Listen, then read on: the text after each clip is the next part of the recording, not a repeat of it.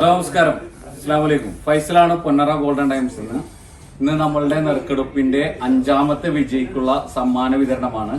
അപ്പോൾ രജിത ചേച്ചിക്കാണ് നമുക്ക് ഇന്ന് സമ്മാനം കിട്ടിയിരിക്കുന്നത്. രജിത ചേച്ചി നമ്മളുടെ ചാവക്കാടൻ ഒരു ഷോപ്പിൽ വർക്ക് ചെയ്യുന്ന ആളാണ്. അപ്പോൾ നമ്മുടെ അടുത്ത ഷോപ്പിൽ തന്നെയാണ് ഉള്ളത്.